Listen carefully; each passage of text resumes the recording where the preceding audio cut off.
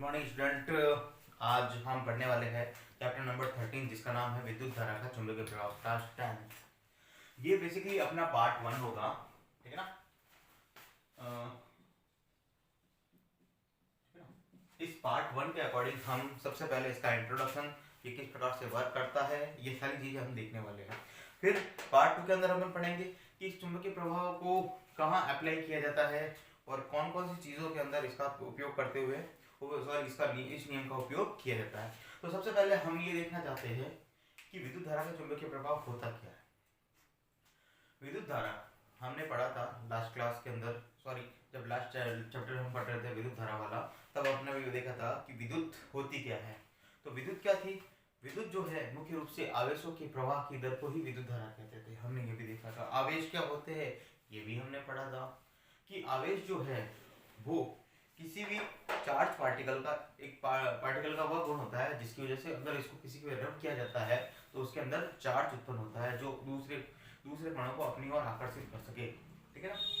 तो वो जो विद्युत धारा थी, तो लास्ट चैप्टर के अंदर हमने पढ़ा था कि विद्युत धारा का तापीय प्रभाव किस प्रकार से वो उसके ऊपर तापीय प्रभाव दिखाता है। अगर मान लीजिए विद्युत धारा किसी भी तार के अंदर बह रही है, तो विद्युत धारा तार के अंदर बहती है तो उसके अंदर क्या होता है, ऊष्मा उत्पन्न होती है। तो वो था अपना विद्युत धारा का तापीय प्रभाव। आज हम चैप्टर पढ़ने वाले हैं विद्युत धारा का चुंबकीय प्रभाव। तो विद्युत धारा का चुंबकीय प्रभाव होता क्या है, तो अपन कैसे इसको डिफाइन कर सकते हैं। तो हम ये कह सकते हैं कि जब किसी भी चालक धातु के अंदर अपने धारा प्रवाहित की जाती है तो वह क्या करती है, चुंबक की तरह व्यवहार करने लगती है, ठीक है ना। इसी को विद्युत धारा का चुंबकीय प्रभाव कहा जाता है। तो ये सबसे पहले किया किसने था, इसके बारे में सबसे पहले जानकारी किसने दी थी। तो एक वैज्ञानिक थे जिसका नाम हैंस क्रिश्चियन ऑर्स्टेड है। Hans Christian Orsted.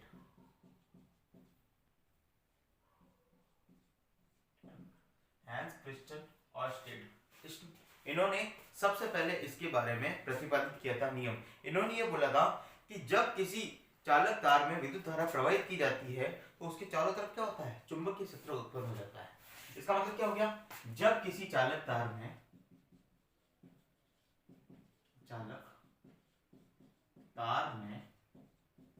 विद्युत धारा प्रवाहित की जाती है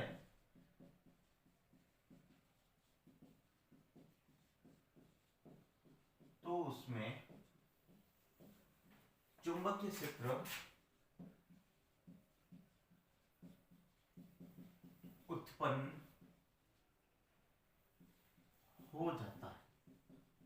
मतलब क्या हो गया, मान लीजिए मेरे पास में एक परिपथ है, ठीक है, और मीटर लगा दिया, यहां मैंने बैटरी लगा दी।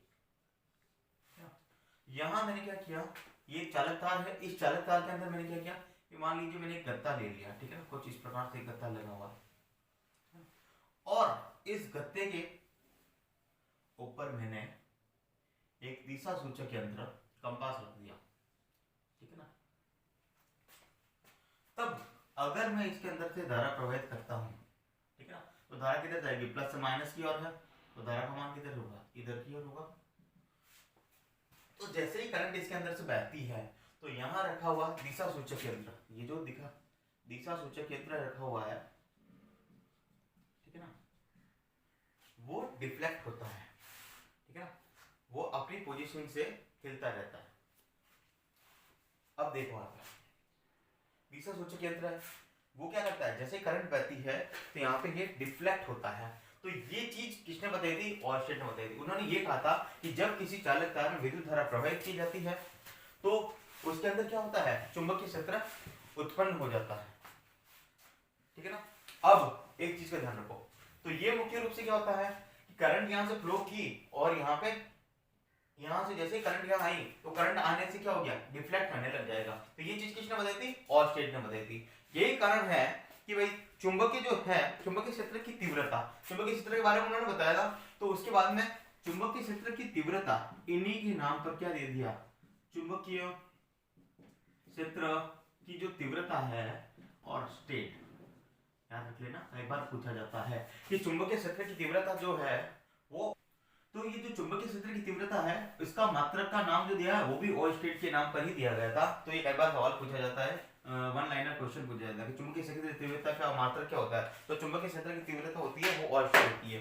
तो हमने अब तक ये जान लिया कि भाई विद्युत धारा का चुंबकीय प्रभाव होता क्या है। जब किसी चालक तार के अंदर विद्युत धारा प्रवाहित की जाती है तो वहां पे क्या होता है, वह चालक तार चुंबकीय तरह व्यवहार करने लगता है, या फिर उसके अंदर क्या होता है, चुंबकीय क्षेत्र उत्पन्न हो जाता है। अभी अपने पास में क्या शब्द आया, चुंबकीय क्षेत्र।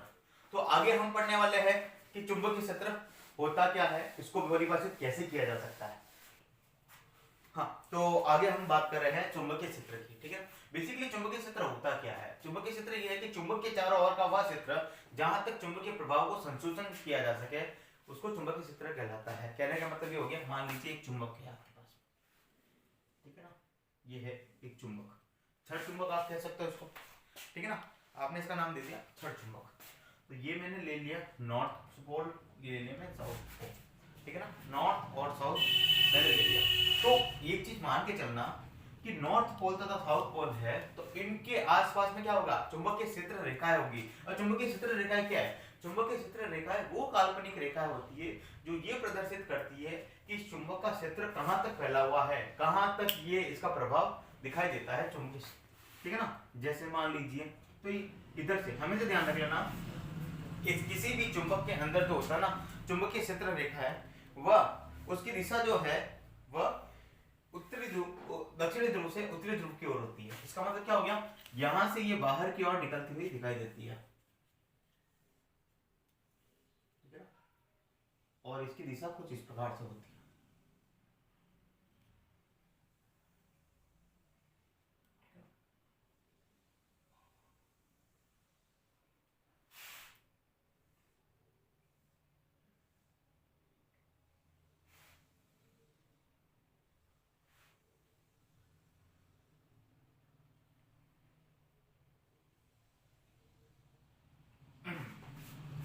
तो इसकी दिशा क्या होती है, साउथ पोल से दक्षिणी ध्रुव से ये अंदर की ओर आती हुई दिखाई देती है, ठीक है।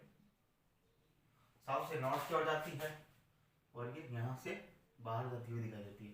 तो ये कहां से वापस जाती है, नॉर्थ से डायरेक्शन लेती हुई ये वापस इस प्रकार से साउथ की ओर जाती है, इस प्रकार से। आगे बात समझिए। तो हम ये कह सकते हैं कि ये आपको आसपास में एरिया दिखाई दे रहा है जहां पे चुंबकीय बल क्षेत्र रेखा दिखाई दे रही है, बल रेखा भी कह सकते हैं इसको।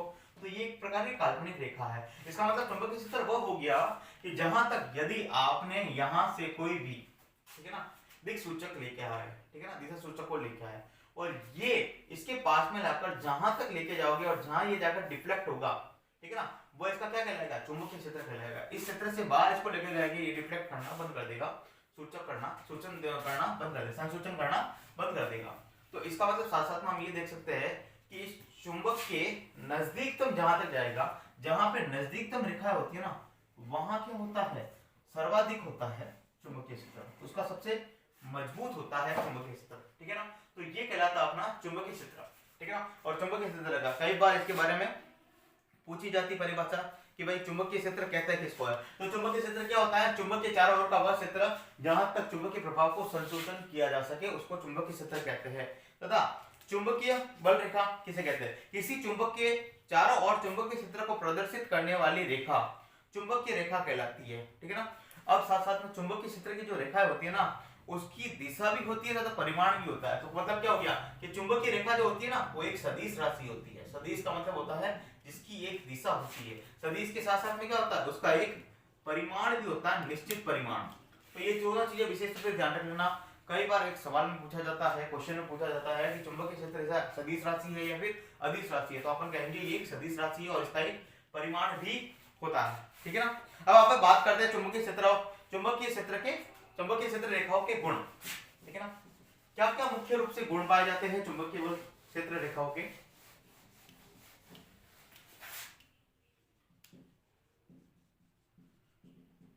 इंपॉर्टेंट क्वेश्चन है, कई बार पूछा जाता है। तो सबसे पहला जो गुण है वो कुछ इस प्रकार से है कि चुंबकीय क्षेत्र रेखा है, पहला जो गुण है कि चुंबकीय क्षेत्र रेखा है, चुंबकीय क्षेत्र रेखा है चुंबक के उत्तर ध्रुव से प्रकट होती है, चुंबक के उत्तर ध्रुव से प्रकट होती है तथा दक्षिणी ध्रुव पर विलीन हो जाती है।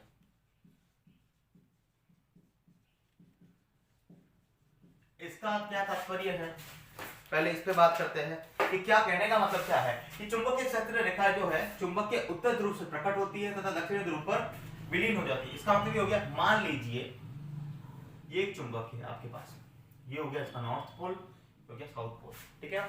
तो बोला ये गया है कि उत्तर ध्रुव से प्रकट होती है, मान लीजिए ये उत्तर ध्रुव है, यहां से ये प्रकट होती है, नॉर्थ हो गया, फिर ये हो गया साउथ, फिर वापस गई, ये इस प्रकार से जा रही है, ठीक है, यहां से जा रही है और यहां जाकर ये क्या होती है, इस पॉइंट पे जाकर ये समाप्त हो जाती है। ये हो गया north point plus south point, आगे वाला, ठीक है ना। और इस प्रकार से होते हुए क्या हो रही है, यहाँ पे विलीन होती जा रही है, यहां से शुरू हो रही है, तो क्लियर क्या हो रही है, आगे वाला पोर्शन नॉर्थ हो रहा है, पीछे वाला साउथ हो रहा है, ठीक है ना, नॉर्थ और ये नॉर्थ, ये नॉर्थ पोल से होती हुई कहां जा रही है, साउथ पोल पे जा रही है, यानी उत्तरी ध्रुव से दक्षिणी ध्रुव पर जाकर ये समाप्त हो जा रही है। तो पहला नियम तो ये कह रहा है। दूसरा नियम क्या कहता है, दूसरा नियम ये कहता है कि चुंबक के भीतर चुंबकीय क्षेत्र रेखाओं की दिशा दक्षिणी ध्रुव से उत्तरी ध्रुव की ओर होती है। चुंबक के भीतर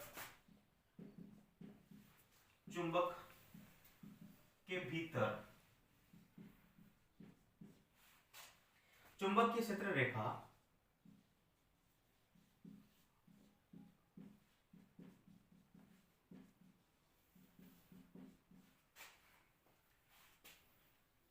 चुंबकीय क्षेत्र रेखाओं की दिशा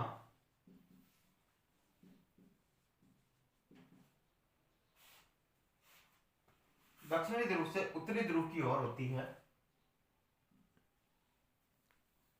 दक्षिणी ध्रुव से उत्तरी ध्रुव की ओर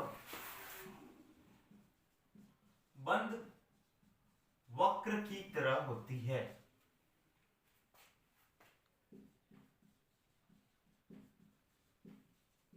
दूसरा गुण ये कहलाता है, कहने का मतलब क्या हो गया, जैसे मैंने अभी आपको पहले ही बताया था कि ये क्या हो गया, नॉर्थ हो गया, ये साउथ हो गया, तो ऐसी पोजीशनिंग में जैसे ये यहां निकल रही है, ये निकला, बंद वक्र बन रहा आपका, ठीक है, कुछ इस प्रकार से। क्या था ये, क्या बोला गया, दक्षिणी ध्रुव से उत्तरी ध्रुव की ओर बंद वक्र की तरह होती है, तो ये इस प्रकार से इधर की ओर जाती है। कहने का मतलब क्या हो गया, यहां से अंदर की तरफ निकला और यहां से ये बाहर की तरफ निकल रहा है, तो ये क्या दिख रही है, चुंबकीय क्षेत्र रेखा दिख रही है, क्या होती है, बंद वक्र की तरह होती है तथा दक्षिण ध्रुव से उत्तरी ध्रुव की ओर बंद वक्र की तरह होती है, ठीक है ना। अब एक तीसरा गुण और है इसका,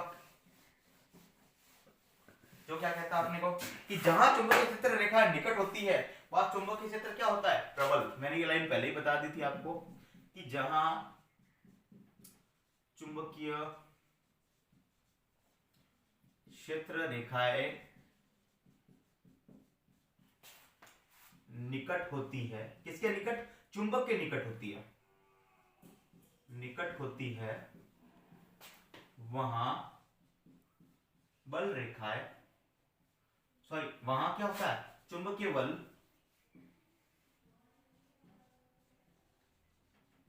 अधिक होता है, चुंबकीय बल क्या होता है, अधिक होता है, क्लियर हो गया। और इस चौथा गुण, लास्ट गुण है इसका, 4 गुणों के बारे में कई बार चुंबकीय क्षेत्र रेखाओं के गुण मालूम से, चौथा गुण ये कहता है कि यदि दो चुंबक क्षेत्र रेखाओं में कहीं भी एक दूसरे को प्रतिच्छेदित नहीं करते हैं, तो जो रेखा होती है इसकी, मैंने आपको पहले बताया था, जैसे ये चुंबक थी और इस चुंबक की जो रेखा है इस प्रकार से बनती है, तो ये जो रेखा है ना एक दूसरे को कहीं भी नहीं काटती है। तो मैंने बताया आपको कि जो दो चुंबकीय क्षेत्र रेखा है, दो चुंबकीय क्षेत्र रेखा है,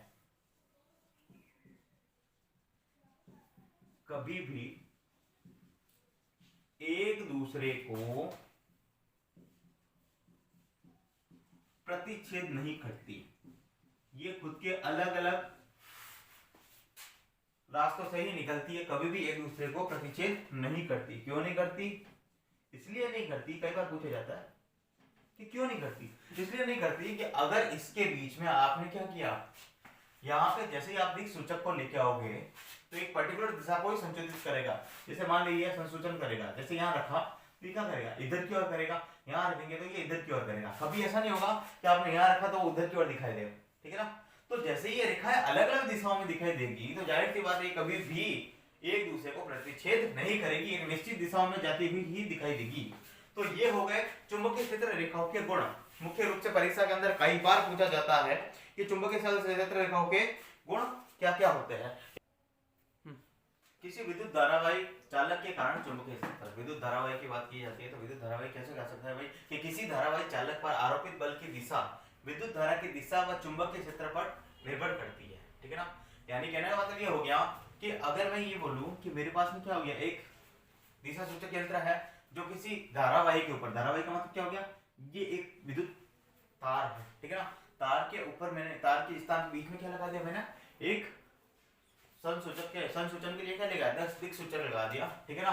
तो यहाँ मैंने क्या किया, जैसे ही यहाँ करंट मैंने फ्लो की तो विद्युत धारा की दिशा तथा चुंबकीय क्षेत्र पर निर्भर करता है आरोपित बल, ठीक है ना। जैसे मान लीजिए, कहने का मतलब हो गया अगर मैंने यहाँ से बैटरी को इस प्रकार से लगाया, प्लस इधर होगा माइनस इधर होगा, तो यहाँ से मैं जैसे ही करंट फ्लो करूंगा, अगर मैंने कुंजी को प्रेस कर रखा है, ठीक है ना, स्विच दबा रखा है, तो करंट यहाँ से आ गई, करंट यहाँ से आएगी तो बल कहाँ लगेगा, नीचे की ओर लगेगा, इधर लगेगा।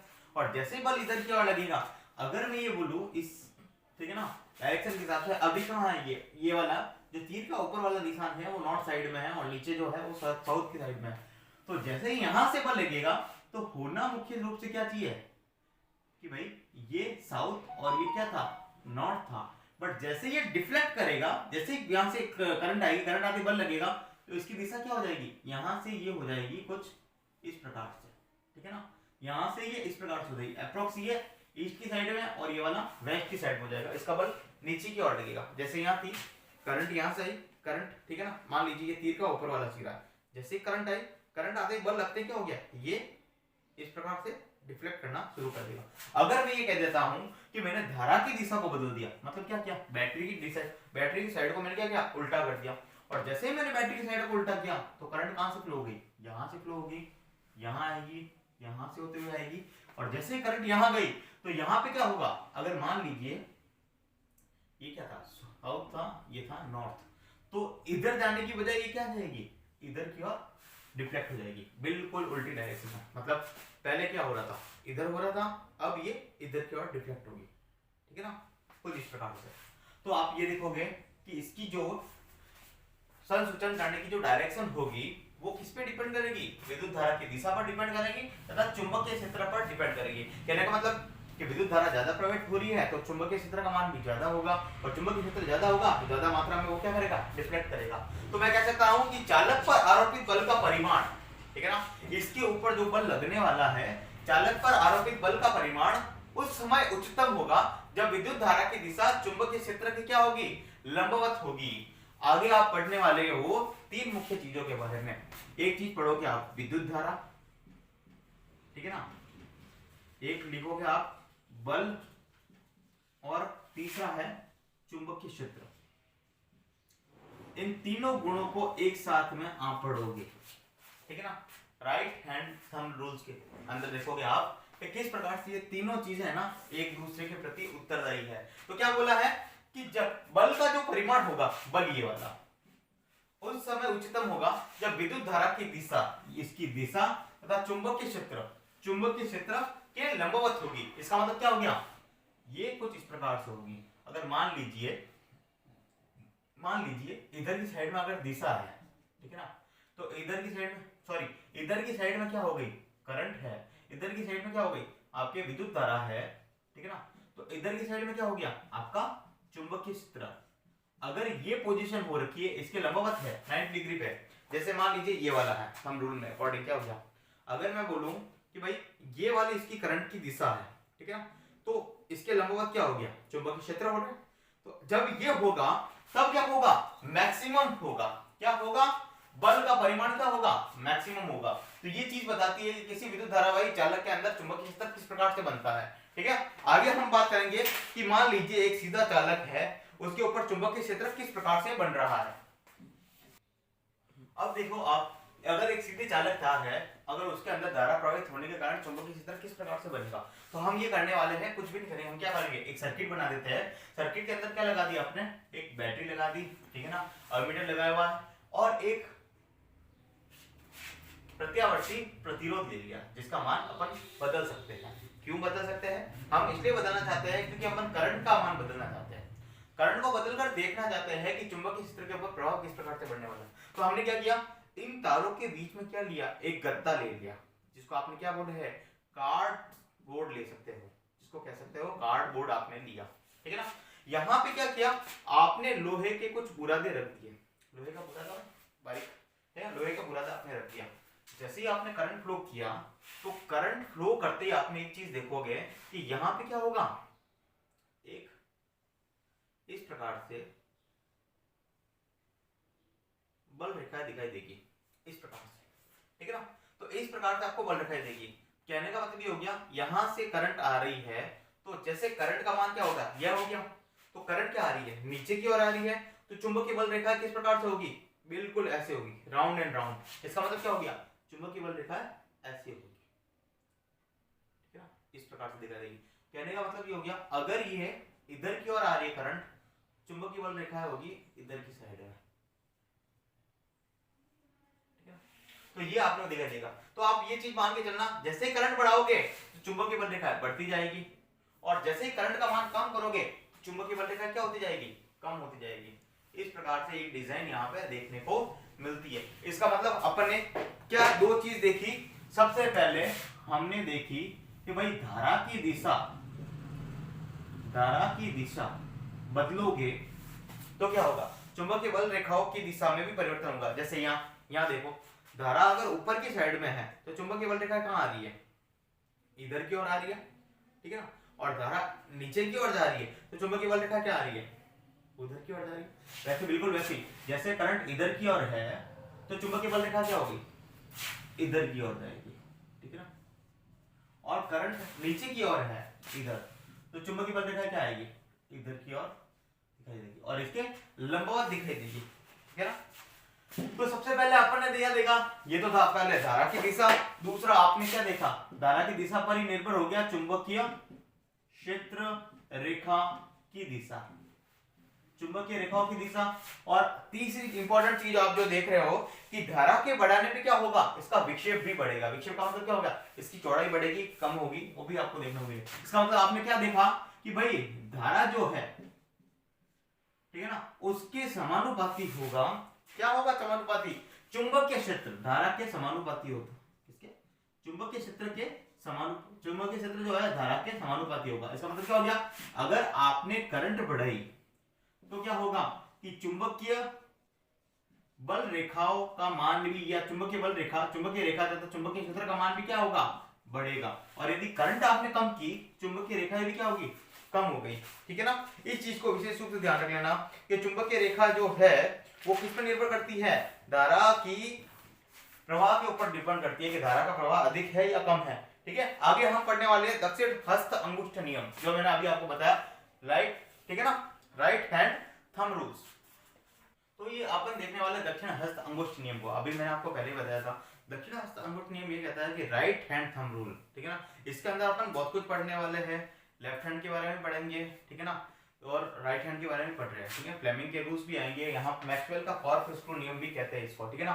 तो यहाँ पे सबसे पहले दक्षिण हस्त अंगुष्ठ नियम ये कहता है कि यदि आपका ये राइट हैंड है, इस राइट हैंड के अंदर जो अंगूठा है, अंगूठा यदि विद्युत धारा की दिशा को प्रदर्शित करता है, तो ये चीज मान के चलना कि बाकी की चारों अंगुलियां जो आप बंद कर रहे हो, ये चुंबकीय क्षेत्र को प्रदर्शित करता है, ठीक है ना। तो इसको कहा जाता है राइट हैंड थंब रूल को। इसका मतलब क्या हो गया, इस डायरेक्शन के अकॉर्डिंग अगर मैंने विद्युत धारा की दिशा को नीचे की ओर किया, विद्युत धारा नीचे की ओर बह रही है, तो आपका जो चुंबकीय क्षेत्र होगा ना, वो उसके लंबवत है, ठीक है ना। जैसे ये लंबवत 90 डिग्री एंगल पे है, तो ये किधर की ओर जा रहा है, ये इधर की ओर आ रहा है।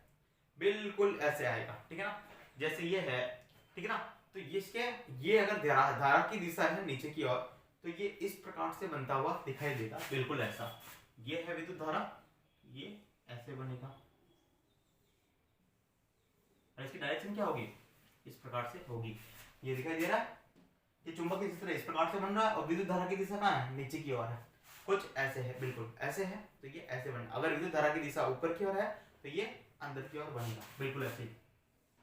विद्युत की दिशा ऊपर की ओर है तब ये इस प्रकार से बनता हुआ दिखाई देगा, सॉरी ऐसे, ठीक है ना।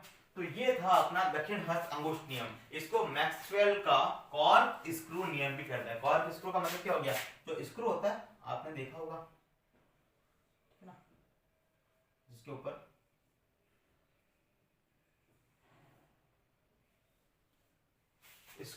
स्क्रू जो कसा जाता है, ठीक है ना, उसको बिल्कुल इसी प्रकार से कसा जाता है, ठीक है ना। ये है, इसको इस प्रकार से बंद किया जाता है और इस प्रकार से वापस खोला जाता है। तो जो अंगूठे की अंगुलियों की दिशा है ना, इस डायरेक्शन के अंदर इसको बंद किया जाता है, ठीक है ना, पेचकस से, और वापस उल्टी डायरेक्शन के अंदर इसको खोला जाता है। इसके लिए इसी को मैक्सवेल का कॉर्क स्क्रू नियम भी कहा जाता है। जिस प्रकार से ये स्क्रू कसा जाता है, उसी डायरेक्शन के अंदर क्या होता है, चुंबकीय क्षेत्र बनता है, और जो नीचे की ओर होती है वो क्या कहलाती है, अपनी विद्युत धारा कहलाती है। ये था फ्रेंड्स पार्ट 1, ठीक है ना, विद्युत धारा के चुंबकीय प्रभाव का। चैप्टर थोड़ा लंबा है, इसलिए हम इस चैप्टर को क्या करें, 3 अलग अलग भागों में बांटेंगे, ठीक है ना। तो फ्रेंड्स अब तक आपको जो कुछ भी बताया गया है अपनी कॉपी में नोट डाउन करें, ठीक है ना। नेक्स्ट अपन अगली वीडियो में पढ़ेंगे। Thank you.